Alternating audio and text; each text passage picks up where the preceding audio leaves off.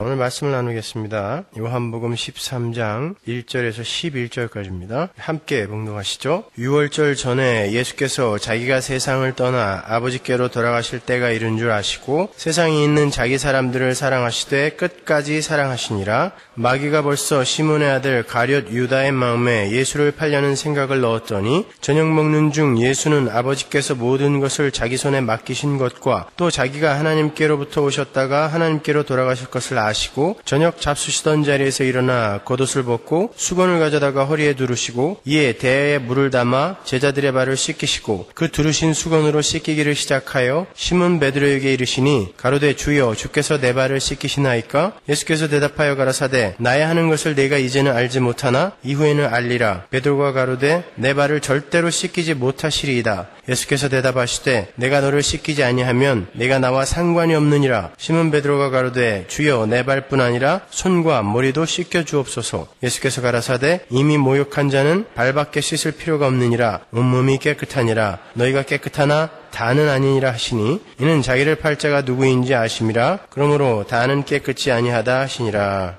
아멘. 오늘 설교 제목이 하나님 백성 되어지기입니다. 조금 어색하죠? 그냥 하나님 백성 되기라고 하면 더 깔끔함에도 불구하고 제가 굳이 하나님 백성 되어지기라는 다소 어색한 수동형의 제목을 붙인 이유는 하나님의 백성이 되는 것이 우리의 능동적 노력이나 선택이나 열심에 의한 것이 아니기 때문에 그렇습니다. 하나님 백성 되기 하면 마치 우리 구원의 주도권이 우리 자신에게 있는 것 같아 보이니까요. 오늘 본문이 바로 그 하나님 백성 되어지기의 완벽한 모형입니다. 오늘 본문은 여러분이 너무나 잘 아시는 예수님의 세족 사건이에요. 어떻게 보면 굉장히 우스운 이야기입니다. 예수님께서 발을 씻기려고 하니까 베드로가 예수님 어떻게 예수님이 제 발을 씻기십니까? 그랬더니 예수님이 내가 네 발을 씻기지 않으면 너는 나와 상관이 없다. 그러니까 베드로가 오발을 하죠. 그럼 손과 머리도 씻겨주세요. 그런 인간들이 있어요. 그러니까 예수님이 목욕을 한 사람은 발만 씻으면 돼. 이게 뭐냔 말이에요 도대체. 성경에 이런 이야기가 꼭 들어가 있어야 돼요. 그러나 이 에피소드는 아주 굉장히 중요한 복음의 메시지를 담고 있는 것입니다. 예수님께서 종의 모습으로 제자들의 더러운 발을 닦으신 아주 유명한 이야기예요. 우리는 이 에피소드를 단순히 예수님을 본받아서 우리도 우리 이웃의 발을 닦는 사람이 되자라는 그런 식의 도덕적 훈계로만 봐서는 안 돼요. 물론 이 에피소드 안에 그러한 권고가 함의되어 있지 않다는 말이 아닙니다. 한 군데만 확인을 하고 갈까요? 오늘 본문과 같은 사건을 기록하고 있는 누가복음에 보면 바로 이 자리에서 제자들이 어떤 일을 했는지가 분명히 나와요. 누가복음 22장 24절 보세요. 또 저희 사이에 그중 누가 크냐 하는 다툼이 난지라. 무슨 싸움이에요? 네가 높으냐 내가 높으냐의 싸움이 바로 이 자리에서 있었다라는 거예요. 그러한 싸움의 와중에 주님께서 손수 종의 모습이 되셔서 그들의 발을 씻기셨던 거예요. 따라서 오늘 본문에서 서로 높아지려고 했던 제자들에게 섬기는 삶이 무엇인지를 보여주시려는 주님의 의도를 완전히 배제할 수는 없어요. 그러나 그러한 교훈은 오늘 본문이 담고 있는 웅숭 깊은 복음의 메시지를 올바로 이해하게 되면 자연스럽게 격발이 되게 되는 것이지 오늘 본문이 말하려 하는 주된 메시지는 아닙니다. 본문 1절을 보시면 이 이야기의 배경이 유월절임을 알 수 있어요. 이제 어린 양 예수의 죽음이 코앞으로 다가왔다라는 거예요. 유월절이 무엇인지는 아시죠? 요한은 진정한 유월절로 오신 예수의 모습을 유월절 바로 전날 예수님이 행하셨던 세족의 사건을 통해서 다시 한번 선명하게 그려내고 있는 거예요. 요한은 이 세족 사건을 구체적으로 기술하기 전에 그 사건이 자기 백성들을 끝까지 사랑하시는 예수님의 사랑 행위임을 밝혀요. 거기서 끝까지라는 것은 기간과 분량을 전부 함유하는 거예요. 그러니까 끝까지 또 마지막 한 방울까지 다 쏟아 부어서 이런 뜻이에요. 1절 볼까요? 유월절 전에 예수께서 자기가 세상을 떠나 아버지께로 돌아가실 때가 이른 줄 아시고 세상에 있는 자기 사람들을 사랑하시되 끝까지 사랑하시니라. 예수님의 사랑이 얼마나 큰 것인지를 단적으로 나타내주는 단어예요. 끝까지. 누구를 사랑하셨다 그래요? 세상에 있는 자기 사람들. 그 말을 직역을 하면 세상 안에 들어있는 자기의 소유라는 뜻이에요. 전부가 아닙니다. 그러니까 이 구절 한 구절만 보더라도 모든 세상과 악한 천사들까지도 구원을 받게 된다라고 주장하는 보편 구원론자들의 주장은 얼토당토한 주장임을 알 수 있어요. 인본주의자들이 그런 주장을 많이 하죠. 예수님은 이 세상 중에 있는 자기 소유의 백성만을 끝까지 사랑하셨다라는 거예요. 주님은 자기가 세상을 떠나서 아버지께로 돌아가실 때가 이른 줄 아셨다라고 그러죠. 그럼 전에는 모르셨다라는 건가요? 왜 여기서 그걸 두 번이나 반복해서 이렇게 썼을까요? 여기서 알다, 에이도라는 단어는 완료 분사로 쓰인 단어예요. 그러니까 정확하게 번역을 하면 예수께서 자기가 세상을 떠나서 아버지께로 돌아가실 때가 이를 줄을 아셨으므로 세상에 있는 자기 사람들에게 당신의 사랑을 모두 부어주셨다라는 뜻이에요. 3절 역시 분사구로 이루어진 문장이에요. 그러니까 1절과 같은 내용입니다. 그러니까 1절과 3절에 의하면 주님은 당신의 권위와 또 신적 기원, 그분이 어디서 오셨는지 신적 기원, 그리고 장래의 영광, 어디로 가실 것인지에 대해서 완벽하게 알고 계셨다라는 거예요. 그럼에도 불구하고 자기를 죽이려 하는 원수들을 위해 십자가를 지셨다라는 거예요. 그걸 강조하기 위해서 에이도라는 완료 분사가 1절과 3절에 반복적으로 쓰인 거예요. 아셨음에도 불구하고 십자가를 지시더라를 보여주기 위해서. 따라서 4절부터 11절까지는 당신이 누구이시며 어떻게 죽으실 것이며 어떻게 하늘로 올라갈 것인지를 정확히 알고 계셨던 예수님께서 어떻게 자기 백성들을 끝까지 사랑하셨는가에 대한 설명용 그림인 거예요. 한마디로 예수님의 사랑의 절정, 십자가에 관한 내용인 것입니다. 그럼 지금부터 구체적으로 그 예수님의 세족 사건을 분석해 보도록 하겠습니다. 4절을 보세요. 저녁 잡수시던 자리에서 일어나 겉옷을 벗고 수건을 가져다가 허리에 두르시고, 겉옷을 벗고 수건을 허리에 두른 이 모습은 당시의 전형적인 노예의 모습이었어요. 누가복음 17장 8절에 보면 나오죠. 거기에 노예의 모습이 나오는데 그 모습을 그대로 지금 예수님이 재현하고 계시는 거예요. 여기에 쓰인 옷이라는 단어가 히마티온이라는 단어예요. 근데 그 단어는 복수명사입니다. 예수님이 옷을 얼마나 많이 입고 계셨기에 예수님께서 벗으신 옷을 복수로 표현을 했을까요? 그 단어를 요한이 다른 곳에서 똑같이 쓰고 있는데 그곳을 보면 왜 여기에 히마티온이라는 단어가 똑같이 이렇게 쓰였는지 아실 수 있어요. 요한복음 19장 23절 보세요. 군병들이 예수를 십자가에 못 박고 그의 옷을 취하여 네 깃에 나눠 각각 한 깃씩 얻고 속옷도 취하니 이 속옷은 호지 아니하고 위에서부터 통으로 짠 것이라. 군병들이 십자가에서 예수님의 옷을 벗기고 서로 나누어 갔죠. 여기에 요한은 예수님의 옷을 히마티온이라고 표기를 해요. 오늘 본문에서 예수님이 종이 되시기 위해서 벗으셨던 옷과 십자가에서 벗겨지신 옷이 똑같은 단어로 기록이 되어 있어요. 그래서 일부러 복수 단어를 쓰는 것입니다. 요한은 지금 예수님의 세족 사건이 바로 십자가 사건임을 히마티온이라는 단어로 암시를 하고 있는 거예요. 뿐만 아니라 벗는다, 옷을 벗다 해서 그 벗는다라는 단어도 흔히 쓰는 아포티데미라는 단어가 아닌 다소 어색한 그냥 티데미라는 단어를 썼어요. 그 단어는 목숨을 버리다라는 의미로도 쓰는 단어거든요. 그러니까 예수님이 겉옷을 벗으셨다라는 것은 예수님의 십자가의 죽으심의 상징이었던 거예요. 그러한 예수님의 십자가에서의 죽음이 그 불가능한 제자들을 거룩한 맨발로 만들어내셨음이 이 그림 안에 들어있는 거예요. 하나님께서 모세를 비롯한 거룩한 곳의 선자들에게 뭐라고 말씀하세요? 여기는 거룩한 땅이니 내 발에서 신을 벗어라 그러죠. 그죠? 예수님의 십자가가 제자들을 거룩한 맨발로 만들어내셨다라는 것을 큰 그림이 보여주고 있는 거예요.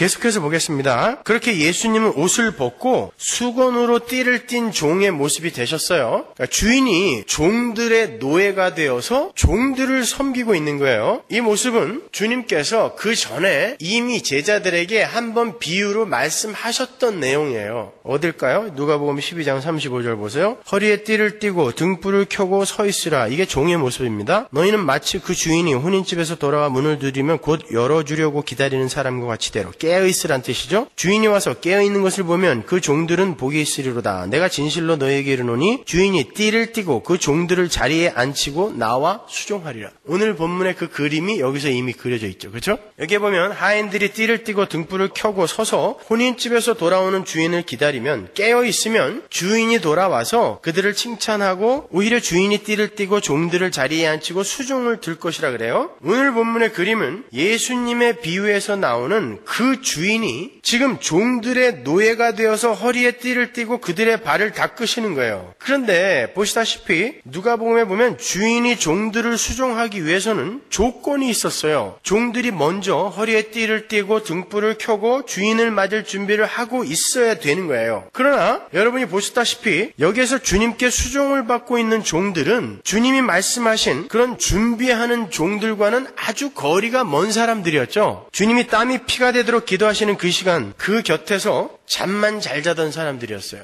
그리고 심지어 주님이 당신의 죽음을 이야기하시는 그 자리에서도 누가 크냐로 싸우고 있던 사람들이었단 말입니다. 근데 그들을 주님이 수종 들고 계시는 거예요. 그들의 발을 씻기고 계시는 것입니다. 주인이 먼저 그러한 종들을 위해서 겉옷을 벗고 수건을 허리에 두르시고 땅에 무릎을 꿇으신 거예요. 그게 십자가인 것입니다. 하나님의 요구는 분명히 율법으로 우리에게 주어져 있어요. 그러나 그건 우리 죄인들이 성취해낼 수 없는 것이기 때문에 예수께서 먼저 은혜로 우리를 찾아오시는 것. 그 십자가를 이야기하는 거예요. 여기에서 우리는 또 한 번 예수 그리스도의 불가항력적 은혜와 우리 자신의 불가능함을 확인할 수 있는 거예요. 우리는 스스로의 의지를 발동해서 띠를 띤 종의 삶을 산다거나 등불을 켜고 주인을 기다리는 그런 기특한 일을 할 수 없는 존재예요. 그래서 주님은 먼저 우리에게 찾아오셔서 종이 되시고 그러한 섬김의 십자가로 우리를 구원해 내신 거예요. 이게 구원의 과거 시제죠. 그리고는 우리의 삶 속에 깊이 간섭하시면서 우리를 깨어있는 섬김의 종으로 만들어 내시는 거예요. 이게 구원의 현재 시제인 것입니다.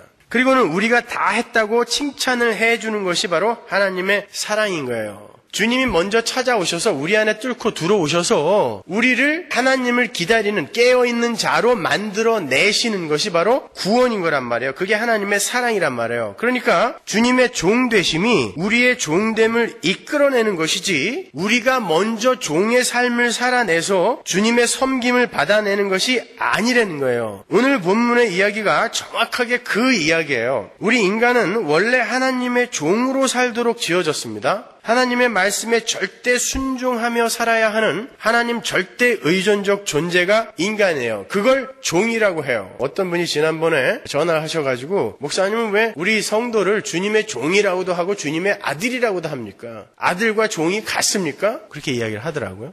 여러분, 하나님의 아들의 특성이 뭐예요? 종이 되어 하나님께 목숨까지 바치는 그러한 자리로 내려가는 게 하나님의 아들의 특징입니다. 그게 하나님 나라 백성들의 특징인 거예요. 그래서 그걸 종으로도 표현하고 아들이라, 자녀라고도 표현을 하는 거예요. 하나님 나라 백성은 하나님의 자녀예요. 그러나 그들의 특징은 목숨을 바쳐 하나님께 순종을 하는 종의 모습인 것입니다. 그게 하나님 절대 의존적 존재가 가지고 있는 의미인 거예요. 그게 하나님 나라 백성이에요. 그것을 왕과 백성의 관계라고 하죠. 하나님은 인간을 창조하시고 당신의 생명력을 충만하게 그들에게 부어주셨어요. 그래서 인간은 하나님 버금가는 능력과 지혜를 소유하게 되었습니다. 그래서 인간을 버금왕이라고 부르기도 해요. 하나님과 버금가는 왕의 자리, 그리고 하나님과 버금가는 능력과 힘을 소유한 자로 창조된 자들이라는 의미에서 그들을 버금왕이라고도 이야기를 한단 말이에요. 하나님은 인간에게 모든 피조물들을 정복하고 다스릴 수 있는 힘을 주셨던 거예요. 그걸 타락으로 말미암아 상실한 거예요. 대부분.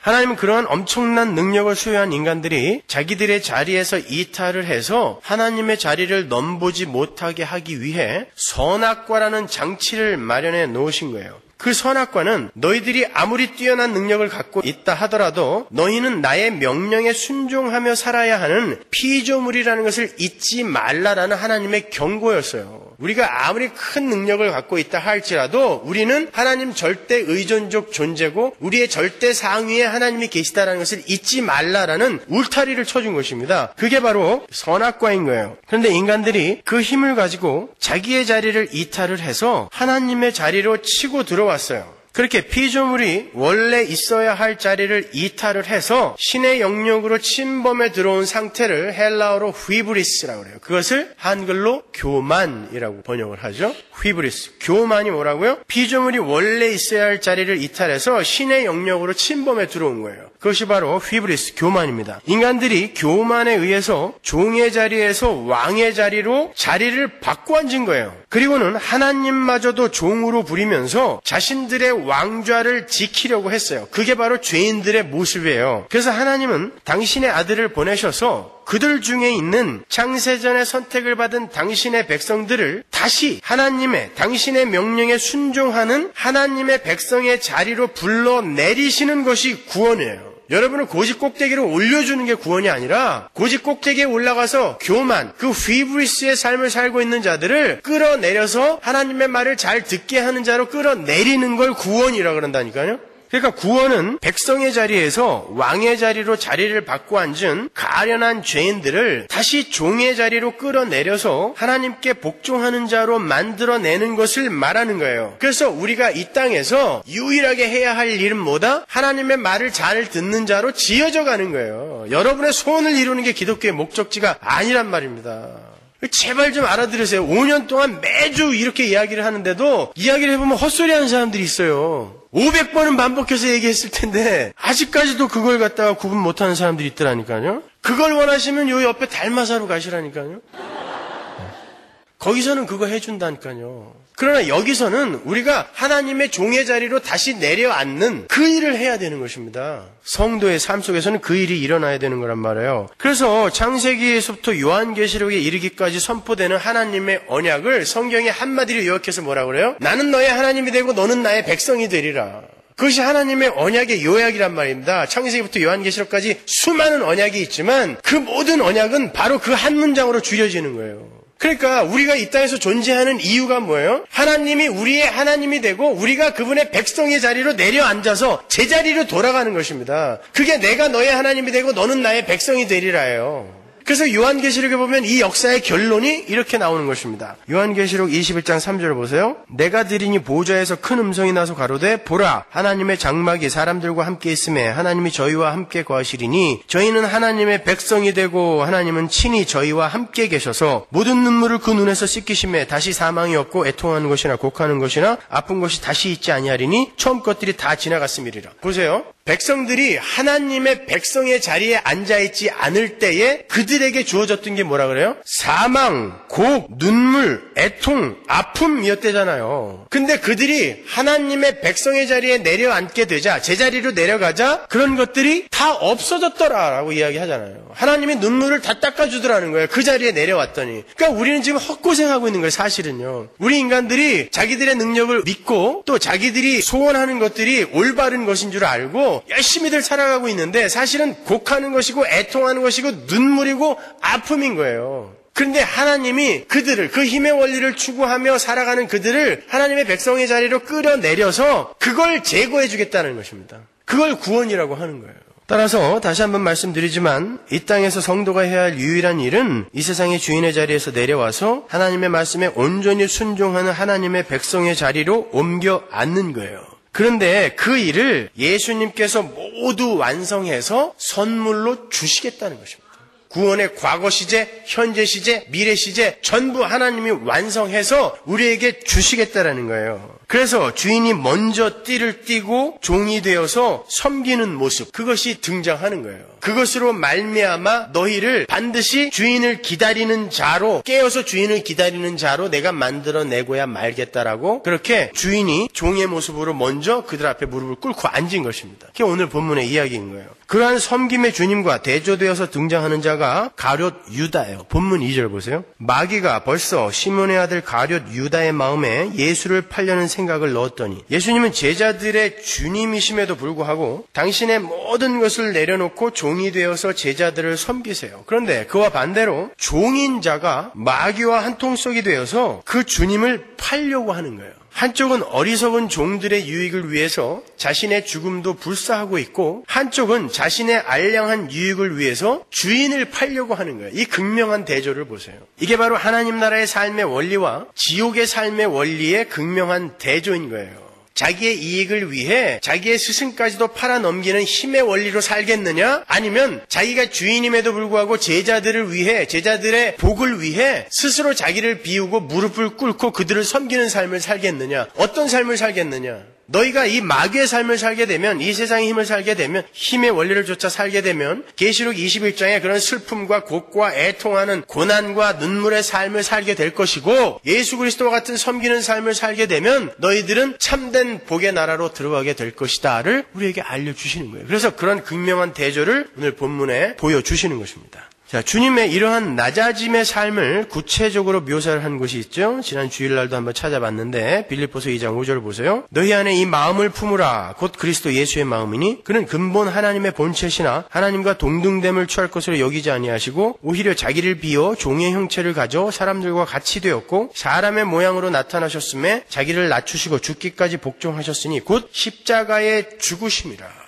종의 형체와 십자가가 지금 같이 등장하고 있고 그것을 동격으로 이렇게 놓고 기록을 하고 있어요. 6절에 하나님의 본체에서의 그 본체라는 단어가 몰프헤라고 그랬죠? 주일날 설명해 드렸어요. 그 단어는 본질, substance까지 똑같은 상태를 이야기한다 그랬어요. 그러니까 주님은 하나님이시다라는 뜻이에요. 그게 몰프헤예요. 근데 그분이 자기를 비우고 종의 형체를 가졌다 그러죠? 거기서 형체라고 번역이 된 단어도 똑같은 몰프헤예요. 그러니까 그 말은 주님께서 겉옷을 벗고 수건으로 띠를 띈 것이 단순히 종의 흉내를 낸 것이 아니라 진짜 종이 되셨다라는 뜻이에요. 그래서 몰프헤라는 단어가 거기 들어가는 거예요. 그리고 자기가 마땅히 취할 수 있는 것을 취하지 않으시고 오히려 자기를 비우셨어요. 6절에서 취할 것이라고 번역이 된 단어 할파그모스는 성경에 딱 한 번 나오는 단어예요. 그리고 다른 헬라어 문헌에도 잘 나오지 않아요. 거의 발견하지 못했어요. 그런데 아주 열심히 공부를 한 어떤 학자들이 그 단어의 의미를 밝혀냈는데 그게 전리품이라는 뜻이에요.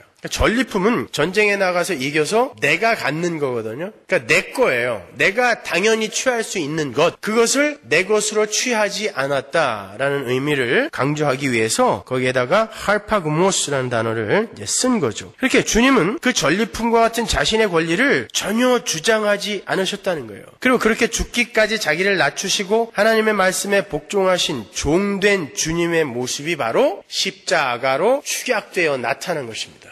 바로 그 예수 그리스도의 십자가의 순종이 왕이신 하나님 앞에서의 백성들의 삶이어야 되는 거예요. 그래서 제가 십자가는 죄인들을 구하는 방법이기도 하지만 하나님 나라의 삶의 원리요 질서다라고 이야기를 한 것입니다. 하나님의 백성은 하나님이 옳다고 하는 것을 옳다고 하고 하나님이 그르다 하는 것을 그르다 해야 해요. 그리고 하나님이 죽으라 하면 죽어야 하고 죽여라 그러면 죽여야 돼요. 그렇게 순종하는 삶 속에서 가장 행복하고 만족한 삶을 살 수 있는 것입니다. 그게 하나님 절대 의존적 존재라는 거예요. 그 순종의 삶을 우리에게 돌려주시기 위해서 주님이 이 땅에 종의 형체로 오셔서 그 본을 보여주신 거예요. 이게 바로 하나님 나라 백성의 삶이야 라고 보여주신 것입니다. 그러니까 우리 보고 하라 그러는 게 아니에요.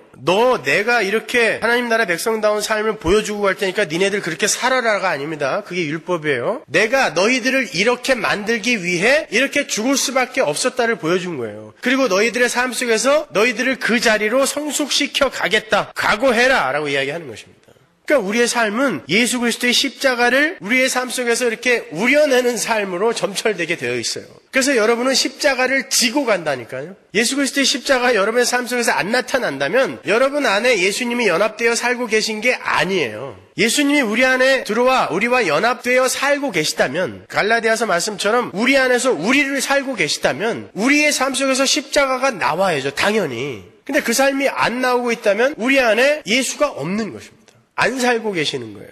그와 반면에 마귀와 연합된 죄인들의 특징은 어떤 것인지 한번 볼까요? 이사야서 14장 12절 보세요. 너 아침의 아들 계명성이여 어찌 그리 하늘에서 떨어졌으며 너 열국을 엎은 자여 어찌 그리 땅에 찍혔는고 네가 네 마음에 이르기를 내가 하늘에 올라 하나님의 뭇별 위에 나의 보좌를 높이리라. 내가 북극 지폐의 산 위에 좌정하리라. 가장 높은 구름에 올라 지극히 높은 자와 비기리라 하도다. 그러나 이제 네가 음부 곧 구덩이의 맨 밑에 빠치우리로다. 얼마나 달라요? 예수님의 삶과 마귀의 삶이 얼마나 다릅니까? 근데 우리의 삶은 마귀의 삶에 가깝죠. 그래서 우리에게 예수가 필요한 것입니다.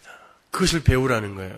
이렇게 자기의 유익을 위해서 하늘 높이 높아져서 하나님의 자리를 차고 앉으려 하는 유기된 자의 대표인 유다와 그 안에 들어간 마귀의 모습은 예수 그리스도의 삶과는 완전히 반대의 삶이에요. 그들의 결국을 뭐라고 그래요? 성경이 음부라고 이야기합니다. 지옥이라는 거예요. 지옥. 그렇다면 우리 성도는 어떻게 해서 유다와 마귀의 자리에서 벗어나게 된 것인지 본문을 좀 더 자세하게 제가 분석을 해드리도록 하겠습니다. 먼저 발을 씻긴다라는 것의 의미를 성경에서 한번 찾아보도록 할게요. 성경에서 오늘 본문의 소품으로 등장하는 대야와 같은 것에, 놋대야와 같은 것에 물을 담아놓고 반드시 거기에 몸을 씻어서 정결하게 하도록 명령을 하신 부분이 있어요. 어디죠? 물두멍. 출애굽기 30장 17절 보세요. 여호와께서 모세에게 일러 가라사대 너는 물두멍을 놋으로 만들고 그 받침도 놋으로 만들어 씻게 하되 그것을 회막과 단 사이에 두고 그 속에 물을 담으라. 아론과 그 아들들이 그 두멍에서 수족을 씻되 그들이 회막에 들어갈 때에 물로 씻어 죽기를 면할 것이요 단에 가까이 가서 그 직분을 행하여 화제를 여호와 앞에 살을 때에도 그리할지니라. 이와 같이 그들이 그 수족을 씻어 죽기를 면할지니 이는 그와 그 자손이 대대로 영원히 지킬 규례니라. 죄인들이 하나님의 임재가 있는 성소로 가기 위해서는 반드시 제단과 물두멍을 지나야 돼요. 성소의 그림은 머릿속에 다 들어있죠. 성소 맨 앞에 뭐가 있어요? 놋제단, 그 다음에 물두멍, 그 다음에 성소. 성소를 가리고 있는 휘장을 뚫고 들어가면 지성소가 있는 거죠. 그렇게 하나님의 임재가 있는 성소로 가기 위해서는 반드시 제단과 물두멍을 지나야 돼요. 그 제단과 물두멍이 합하여 십자가인 것입니다. 각자가 십자가이기도 하고 그것이 합하여 십자가이기도 해요. 제단에서는 제물에 피가 뿌려지고 물두멍에서는 물로써 더러움을 씻는 거예요. 물과 피죠. 예수님에게서 뭐가 나왔어요? 물과 피가 나왔어요. 죄인이 하나님을 만나기 위해서는 반드시 물과 피를 통과해서 자신을 정결해야 하는 거예요. 그걸 예수가 하신 거예요. 그 역할을. 이렇게 구약시대에서의 씻음이라는 것은 죄인들이 하나님을 만나기 위해 몸을 정결하게 하는 예식이었어요. 이러한 예식이 랍비들의 전통으로 이어져서 유대인들은 음식을 먹을 때에도 반드시 손을 씻어야 했습니다. 그런데 주님의 제자들이 손을 씻지 않고 무언가를 먹은 적이 있어요. 그래서 바리새인들로부터 욕을 바가지로 먹은 적이 있죠. 그때 예수님이 뭐라 그러셨어요? 마태복음 15장 19절 보세요. 마음에서 나오는 것은 악한 생각과 살인과 간음과 음란과 도적질과 거짓 증거와 회방이니 이런 것들이 사람을 더럽게 하는 것이요 씻지 않은 손으로 먹는 것은 사람을 더럽게 하지 못하느니라. 뭔가 달라졌어요. 구약시대 때는 씻지 않으면 그 사람은 정결한 이가 아니었어요. 부정한 자였어요. 그런데 여기서는 씻지 않았는데 그런 것은 문제가 아니다라고 예수님이 이야기하고 계세요. 뭔가 달라진 거예요, 지금. 그러니까 구약 때에 물두멍에서 물로 씻어서 정결하게 하던 행위는 더 이상 신약 때에는 유효하지 않다라는 거예요. 그건 하나의 상징이었다라는 것을 보여주는 것입니다. 그것으로는 물두멍의 물로는 속까지 청결하게 씻어낼 수 없었다라는 거예요. 마음에서 나오는 온갖 더러운 것은 물로 씻는 것 정도로는 절대 해결되지 못한다라는 거예요. 속에 있는 더러운 마음을 정결하게 하기 위해서는 그러한 예식이 아닌, 형식적인 예식이 아닌 다른 방법이 필요하다라는 것을 보여주는 거예요. 여기에서 예수님은 더러운 죄를 도말하여 씻어버리는 예수님의 보혈, 예수님의 십자가의 필연성을 설교하시는 거예요. 물로 씻는 것 정도로 너희들이 정결하게 된다라고 착각하지 말아라. 너희들 그렇게 밥 먹을 때 손 씻고 어디 갔다 나와서 손 씻고 제사 지내려갈 때 손 씻고 그런 것으로 너희들이 정결하게 되었다라고 착각하지 마라. 그것은 하나의 상징이었다. 그것이 아니라 진짜 너희들을 정결하게 하는 것은 다른 것이 있다. 바로 나의 피 십자가다라는 것을 설명해 주시는 거예요. 그렇게 예수 그리스도의 십자가에 의해서 깨끗하게 씻겨서 하나님과 연합을 하게 되는 교회의 탄생을 성소의 번제단과 물두멍이 그림으로 보여주는 거예요. 그러니까 번제단에서 점도 없고 흠도 없는 제물을 하나님께 바침으로 죄가 사해지는 그 무죄한 제물의 피로써 죄인들의 죄가 사해지는 깨끗이 씻겨지는 바로 그 제사가 물두멍에서 몸을 씻어서 정결하게 되는 이야기와 똑같은 이야기란 말입니다. 그런데 지금 이 번제단과 물두멍은 각각 어떤 것을 설명하고 있기 때문에 그렇게 두 개가 연달아 배열이 되어 있는 것이지 다른 게 아니에요. 그렇게 번제단과 물두멍은 물과 피를 쏟아내서 번제단은 피고 물두멍은 물이니까 물과 피를 쏟아내서 죄인들의 죄를 말갛게 씻겨낸 예수님의 십자가를 상징하고 있었던 거예요. 그래서 사도 바울은 교회를 가리켜서 물로 씻겨서 거룩하게 된 자들이라고 이야기하는 거예요. 에베소서 5장 25절 보세요. 남편들아 아내 사랑하기를 그리스도께서 교회를 사랑하시고 위하여 자신을 주심같이 하라. 이는 곧 물로 씻어 말씀으로 깨끗하게 깨끗하게 하사 거룩하게 하시고 자기 앞에 영광스러운 교회로 세우사 티나 주름 잡힌 것이나 이런 것들이 없이 거룩하고 흠이 없게 하려 하심이니라. 자, 그 예수 그리스도의 십자가가 여러분에게 어떻게 적용이 됐죠? 여러분은 그 십자가를 어떻게 믿게 됐어요? 말씀으로. 그래서 여기서 물이라는 것과 말씀이라는 것이 또 동격으로 이렇게 올라와 있는 것입니다. 따라서 발을 씻는다는 것은 예수 그리스도의 십자가로 깨끗해지는 것, 다른 말로 예수를 믿어서 정결해지는 것을 말하는 거예요. 그 십자가를 예수님이 종이 되어서 무릎을 꿇고 제자들의 더러운 발을 씻는 것으로 이렇게 알기 쉬운 그림으로 유치원생 수준으로 그려준 거예요. 자, 예수님이 발을 씻는다는 것이 예수님의 십자가라는 것이 이해가 좀 가시죠? 더 제가 세밀하게 설명을 해드릴 거예요. 11절을 보시면 그들이 다 깨끗한 것은 아니다라고 해요. 주님은 유다를 염두에 두고 하신 말씀입니다. 그런데 6장에 보면요, 그 유다를 가리켜서 이렇게 말씀을 하세요. 6장 64절 한번 볼게요. 그러나 너희 중에 믿지 아니하는 자들이 있느니라 하시니 이는 예수께서 믿지 아니하는 자들이 누구며 자기를 팔 자가 누군지 처음부터 아심이로라. 유다를 가리켜 믿지 않는 자라고 이야기하잖아요. 그러니까 오늘 본문에서는 유다가 씻지 않은 자라고 이야기하는데 6장에서는 유다가 믿지 않는 자라고 이야기한단 말이에요. 그러니까 씻음은 곧 무엇이다? 믿음, 예수 그리스도의 십자가로 말미암아 우리에게 주어진 믿음을 이야기하는 거란 말이에요. 이렇게 씻음은 십자가에 의해 주어지게 되는 믿음과 그로 말미암게 되는 죄 씻음의 이야기인 거예요. 제가 확인 도장을 찍어드리죠. 8절을 보면 베드로가 송구스러워서 발을 씻지 못하게 하자 예수님께서 이렇게 말씀하십니다. 8절 베드로가 가로되 내 발을 절대로 씻기지 못하시리이다. 예수께서 대답하시되 내가 너를 씻기지 아니하면 네가 나와 상관이 없느니라. 네가 나와 상관이 없다. 거기서 상관이 없다라는 말은 우쿠 에케이스 메로스 메타라는 말을 번역한 말인데 이 말은요, 아랫사람이 윗사람의 영광이나 재산이나 전리품 등의 공동 소유자로 이렇게 참여하는 거, 다른 말로 연합을 가리키는 말이에요. 그러니까 내가 너의 발을 씻기지 아니하면, 다른 말로 내가 너를 위해 십자가를 지지 아니하면, 그 십자가를 네가 받아들이지 아니하면, 그냥 받아들이지 아니하면 너는 나와 연합이 될 수 없다라는 뜻인 거예요. 정확하죠, 그죠? 그 어구를 영어로 하면 Unless I wash you, you have no part in me. 너는 나의 섬김을 거절하면 너는 포도나무에서 떨어져 나간 가지와 같다라는 거예요. 원 줄기에서 쳐내진 가지와 같다라는 거예요. 나의 파트가 아니라는 거예요. 나의 부분이 아니다라는 거예요. 그러니까 예수님의 발 씻김의 행위는 제자들을 자기와 연합시키는 행위를 상징하고 있었던 거예요. 그래서 굳이 메로스 메타라는 단어를 거기에다 끌어다 쓴 것입니다. 연합이라는 단어를. 예수님의 세족 행위가 어떻게 십자가를 가리키고 있는지 조금 더 선명해졌죠? 그 연합의 이야기는 출애굽기로 가면 더 확실하게 이해를 할 수 있어요. 출애굽기 21장 2절 보세요. 네가 히브리 종을 사면 그가 6년 동안 섬길 것이요 제7년에는 값없이 나가 자유할 것이며 그가 단신으로 왔으면 단신으로 나갈 것이요 장가 들었으면 그 아내도 그와 함께 나가려니와 상전이 그에게 아내를 주므로 그 아내가 자녀가 낳았으면 그 아내와 그 자식들은 상전에게 속할 것이요 그는 단신으로 나갈 것이로되 종이 진정으로 말하기를 내가 상전과 내 처자를 사랑하니 나가서 자유하지 않겠노라 하면 상전이 그를 데리고 재판장에게로 갈 것이요 또 그를 문이나 문설주 앞으로 데리고 가서 그것에다가 송곳으로 그 귀를 뚫을 것이라. 그가 영영이 그 상전을 섬기리라. 종이 상전의 집에 들어왔다가 6년간 일을 하면 7년째에는 자유롭게 풀려나게 되어 있습니다. 여기서 6년이라는 것은 책임 완수에 관한 상징이에요.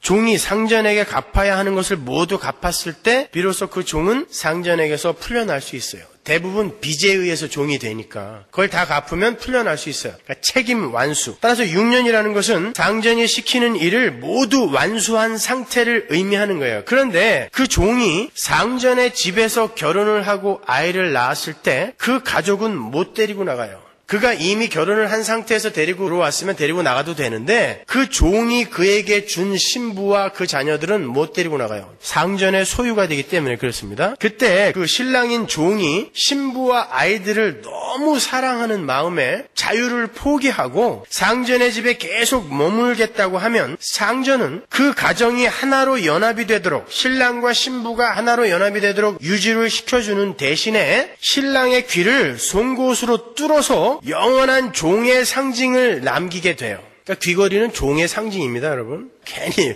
뚫고서 잘난 척하지 마세요. 그러면 그 종은 상전의 영원한 종으로 살아야 되지만 아울러 그 상전의 상속자의 대열에 들어가게 돼요. 자녀가 되는 것입니다. 이런 얘기가 왜 성경에 들어가 있을까요? 이 모습을 머릿속에 잘 그려보세요. 예수님은 하나님의 집을 섬기기 위해 택해진 분이에요. 종으로. 그분은 하나님이 맡기신 책임을 완수하기 위해서 종의 모습으로 이 땅에 오셨어요. 아들은 종의 특성을 갖고 있다고 말씀드렸죠. 마태복음 20장 28절 보면 인자가 온 것은 섬김을 받으려 함이 아니라 도리어 섬기려 하고 자기 목숨을 많은 사람의 대속물로 주려 함이니라. 예수님이 이 땅에 오신 이유는 섬기려고 오신 거예요. 섬김을 받으러 온 게 아니라. 그렇게 하나님의 집을 섬기도록 택해진 하나님의 종 예수가 하나님이 맡기신 임무를 완수했어요. 예수는 그렇게 하늘로 올라가도 무방해요. 그런데 그 예수는 자기의 신부를 이 땅에 두고 홀로 하늘로 가고 싶지 않았어요. 출애굽기 21장의 그 종처럼 신랑처럼 신부와의 연합을 깨고 싶지 않았던 거예요. 주님은 그 신부를 너무나 사랑했기 때문입니다. 그 신부는 다름 아닌 어린 양의 신부 교회인 거예요. 예수는 자기 신부인 교회와의 연합을 깨지 않으시고 영원히 하나님을 섬기는 종의 모습으로 살기로 작정을 했어요. 영원한 종인 우리들의 머리가 되어서. 교회의 머리니까 예수가. 그래서 예수님은 하나님의 종들의 우두머리가 된 것입니다. 잘 이해하세요. 어디 가갖고 예수님이 하나님의 종이래. 그러면은 이단이라고 합니다. 그래서 종이 송곳으로 자기의 귀에 종의 상징, 흉터를 남기는 것처럼, 그건 종의 상징인 흉터예요. 흉터를 남기는 것처럼 예수님이 자기의 몸에 못자국과 창자국을 남기시는 거예요. 예수님이 부활하셨을 때 손에 못자국과 옆구리에 창자국이 남아있던 것은 바로 그런 의미인 것입니다. 출애굽기 21장에 그 신랑인 종의 모습으로 진짜 종이 왔다를 보여주는 거예요. 바로 이 이야기가 오늘 본문의 이야기입니다. 종의 모습이 되어서 하나님을 섬기고 그 하나님이 섬기라고 한 제자들을 섬기는 거예요. 하나님의 백성들을 섬기시는 거예요. 그렇게 예수님은 영원한 섬김이의 삶을 사세요. 섬김이. 그분은 지금도 우리 안에서 하나님의 뜻을 좇아서 하나님을 섬기시며 또한 우리를 섬기고 계세요. 우리 안에 예수가 계세요, 안 계세요? 계시죠. 우리 안에 성령이 계시죠. 그 성령은 누구의 영? 그리스도의 영. 그러니까 예수 그리스도가 내 안에 계신단 말입니다. 아직까지도 영원히 우리와 함께 종이 되기로 하셨다니까요. 여러분, 이 사실에 감격하지 않으면 여러분은 예수 믿는 사람 아니에요. 여러분이 무슨 로또가 맞고 병이 낫고 이런 것, 이게 비교가 됩니까, 이것과? 그분이 우리를 위해 종으로 이 땅에 내려오셨는데 자기의 임무를 완수하시고도 계속 종으로 살기로 하셨어요. 육신을 갖고 우리를 위해서요. 그게 복음인 것입니다. 그런데 그 예수에게 도대체 뭘 달라고 그렇게 졸르시는 거예요?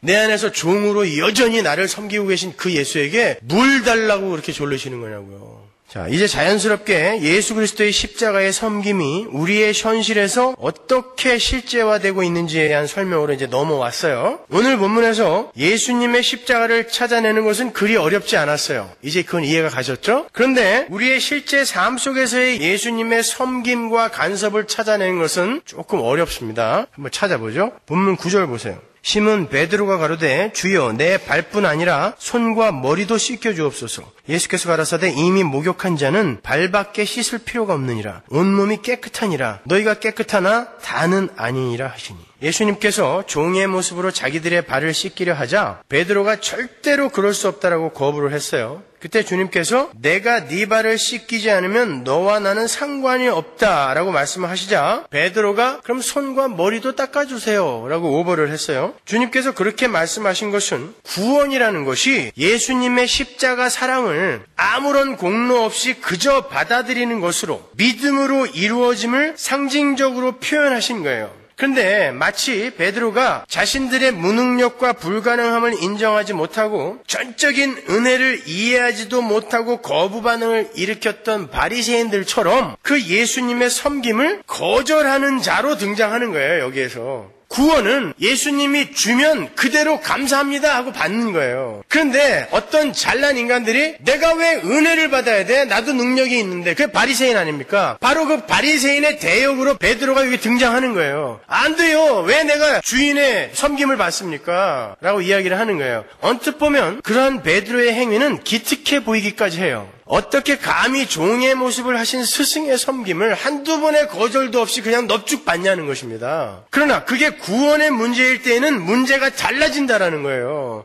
그래서 예수님이 네가 내가 지금 섬기는 이 섬김을 받지 않으면 너는 나와 아무 상관없는 자다라고 무섭게 이야기를 한 것입니다.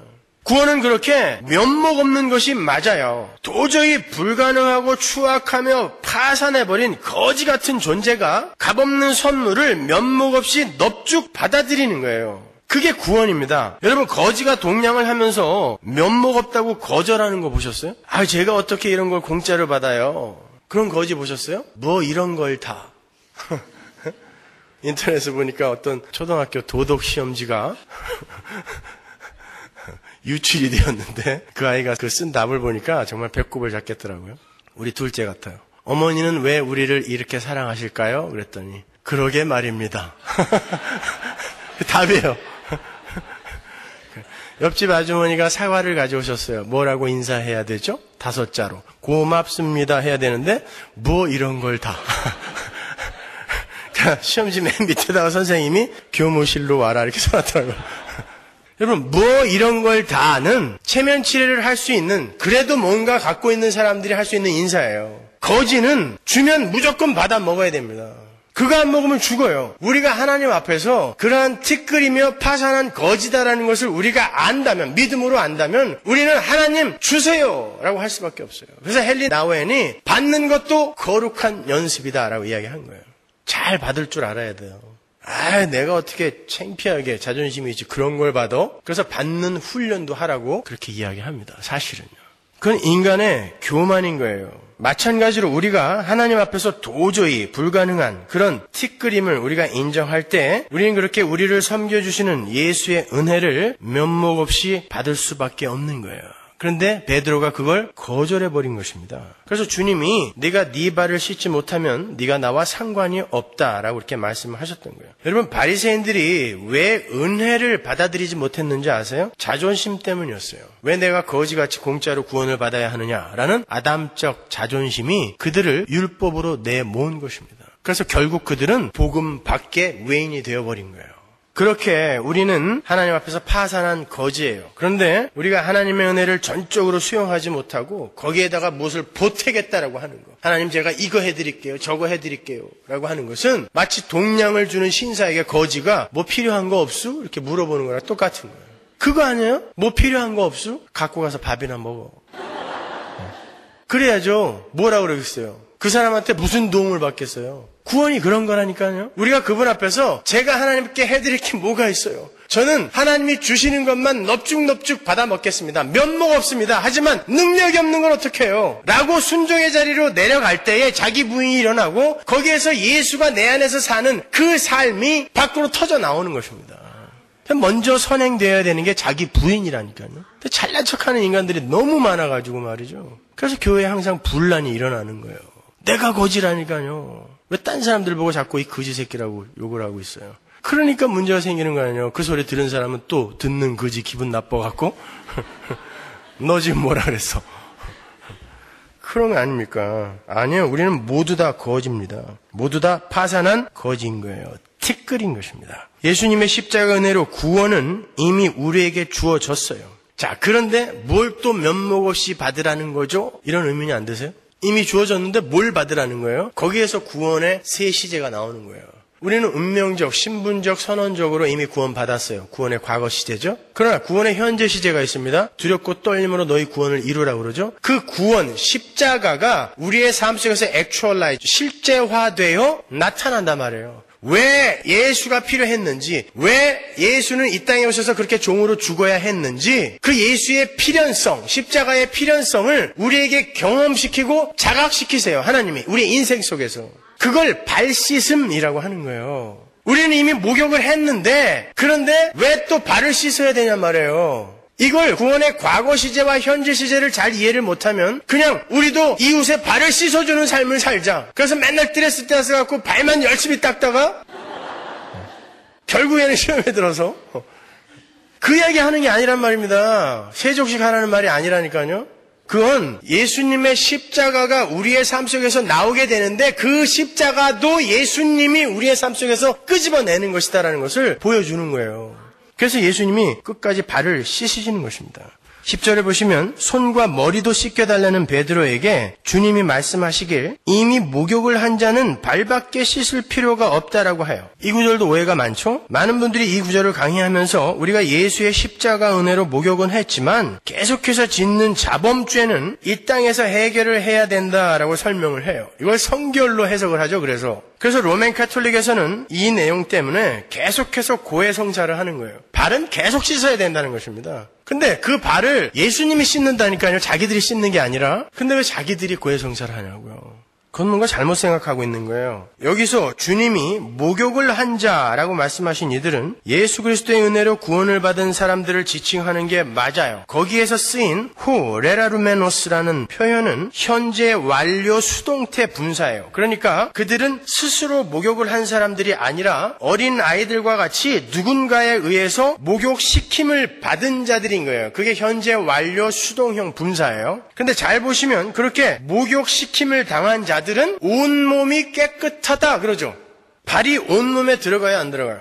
들어가죠. 그러면 그 발이 지금 더러운 발이었다라는 거예요? 깨끗한 발이었다라는 거예요? 깨끗한 발이었다라는 것입니다. 근데 굳이 예수님이 그 발을 왜 씻고 계시는 거예요, 지금? 유대인들은 유월절과 같은 절기의 만찬이나 혼인잔치와 같은 잔치에 참여할 때 반드시 목욕을 하게 되어 있어요. 그리고 그렇게 남의 집에 갔을 때 그 집 사람이 내어주는 물로 또다시 손과 발을 닦아요. 그게 거의 율법화되어 있던 유대인들의 전통이에요. 장로들의 전승. 그래서 예수님이 그러죠. 너는 내가 이 집에 들어왔을 때 발 닦을 물도 주지 않았다. 그 전통이었단 말입니다. 그거는. 따라서 주님과 함께 유월절 만찬, 그것도 최대의 명절인 유월절 만찬을 하러 온 제자들 또한 모두 목욕을 하고 왔을 거란 말입니다. 그래서 너희들은 이미 목욕을 한 자다라고 그렇게 비유로 말씀을 하시는 거예요. 그래서 주님이 목욕을 한 자는 온몸이 깨끗하다라고 말씀하시는 거예요. 그렇다면 주님은 왜 다시 그들의 발을 닦으셨냐 말이에요. 본문 10절 후반부를 보시면 주님께서 너희는 모두 깨끗하다라고 반복하여 또 한 번 말씀해 주세요. 너희는 모두 깨끗하다. 분명 주님은 깨끗한 발을 닦고 계신 거예요. 지금 제자들이 자신들의 발을 닦으시는 주님의 말씀을 들으면서 무엇을 깨달아 알았을까요? 예수님이 지금 너희는 목욕한 사람들이야 라고 이야기하면서 발을 닦고 계시잖아요. 그러니까 주님이 발을 닦아주실 때 그들이 무엇을 깨달았을까요? 아하, 나는 목욕한 사람이지를 확인했던 것입니다. 그러니까 오늘 본문의 이 주님의 세족 사건은 섬기는 종으로 오셔서 우리의 가장 더러운 발을 닦으시는, 다른 말로 우리의 더러운 죄를 닦아내시는 예수 그리스도의 십자가를 설명함과 동시에 우리의 삶에 계속 섬기는 종으로 남으셔서 우리가 목욕을 한 자라는 것을 재확인시키시는 우리의 삶 속에서의 주님을 함께 보여주고 있는 그림인 거예요. 이중적 상징인 것입니다. 예수님은 우리 안에 내주하시면서 왜 십자가가 필연적으로 골고다에 설 수밖에 없었는가를 가르치시고 경험하게 하세요. 그게 구원의 현재 시제인 것입니다. 그러면서 우리는 우리를 부인하게 되고 그래서 우리가 예수를 믿을 수밖에 없는 거구나. 그렇게 구원을 받는 거예요. 그게 두렵고 떨림으로 구원을 이루어가는 것입니다. 바로 그것을 발을 계속 씻어주시면서 너희는 목욕한 자라니까 이것을 자각하게 해주시는 거예요. 그러니까 발을 씻는 건 이웃의 발을 씻는 것 이전에 내가 얼마나 부족한 자이며 얼마나 불가능한 자이며 왜 나에게 십자가가 필요했는가를 발각당하고 폭로당하는, 그게 발을 씻는 것입니다. 여러분이 여러분의 죄성을 폭로당하고 여러분의 잘못과 여러분의 실수를 폭로당했을 때 이래서 나에게는 예수가 필요해. 그런데 그 예수가 이미 나의 죄를 씻어주셨다라고 하니, 나는 이미 목욕을 한 자라고 하니 이 얼마나 감사한가. 여러분이 발 씻는 거예요. 거기서 여러분의 자범죄를 매일 회개하고 벽에다 머리 박고 이러는 게 아니라니까요. 주기도문 100번 외우고 이러는 거. 고해성사 해봐야 벌이라는 게 고작 기도문 100번 외워라 뭐 이런 거 아닙니까? 그게 발 닦는 게 아니란 말입니다, 여러분. 발을 예수가 닦아주신다니까요. 여러분의 삶 속에서 왜 그 예수와 그 십자가가 필요했는가를 깨닫게 해주는 모든 것이 발 씻음이에요. 거기에 가장 중요한 게 말씀이고요. 그래서 씻음을 물로 씻고 말씀으로 씻는다라는 것을 그렇게 성경이 동격으로 올려놓고 기술을 하는 거예요. 시편에 나오죠. 청년의 행실을 무엇으로 깨끗게 하리까? 말씀으로 라고 얘기하잖아요. 물로가 아니라 말씀으로. 그러니까 여러분은 이 땅에서 구원을 받은 자로서, 목욕을 한 자로서 그렇게 하나님의 말씀으로, 때로는 예수님의 간섭으로 여러분을 폭로당하시고 또 여러분 속에서 나오는 예수의 삶을 간혹 드러내면서 아, 나는 정말 구원받은 자가 맞구나를 확인해가는 그 여러분의 모든 삶이 발씻음인 것입니다. 이해가 가세요? 근데 그 발씻음은 예수님이 앉혀놓고 너 이 섬김을 네가 받아들이지 않으면 너는 나와 상관없는 자야. 그래놓고 꼭 붙들고 씻겨주는 발씻음이에요. 제자들이 자리에 앉아서 예수님에 의해 발을 붙들렸다라는 것은 그가 이제 어디로 도망을 못 간다는 뜻인 것입니다. 예수님이 이제 네 발을 씻고야 만다라는 뜻인 거예요. 그래서 여러분은 이 땅에서 여러분의 구원을 물을 수가 없어요. 그 발씻음이 여러분의 삶 속에 안 나타날 수가 없어요. 여러분의 죄성은 계속해서 폭로될 것이고 하나님의 말씀은 계속해서 여러분을 불도저처럼 밀고 들어갈 것입니다. 십자가가 불가항력적으로 여러분에게 다가온 것처럼 그렇게 발씻음도 여러분이 원한다고 오고 원하지 않는다고 안 오고 그렇지 않는단 말입니다. 그러니까 그러한 발씻음의 삶이 여러분의 삶 속에 간혹 나타날 때에 여러분이 망하거나 아니면 질병이 걸리거나 그러면서 야, 예수님의 십자가가 아니었으면 이 더러운 세상에서 이 사망과 사망의 증상에 계속해서 시달리면서 영원히 살았어야 될 텐데 예수 그리스도 십자가로 말미암아 내가 여기서 구원이 되어졌다니 감사하다. 이러한 발씻음이 여러분 삶에 나타났을 때 당황하지 말란 말이에요. 여러분이 원하지 않는다고 안 오지 않는다니까요. 불가항력적으로 밀고 들어오십니다. 그게 발씻음이에요. 많이 잘못 알고 계셨죠? 그게 목욕이고 그게 발씻음인 것입니다. 예수 그리스도의 십자가와 이 땅에서의 작은 십자가. 우리는 그렇게 살다가 가는 거예요. 별 대단한 걸 그렇게 원하세요. 기도하죠.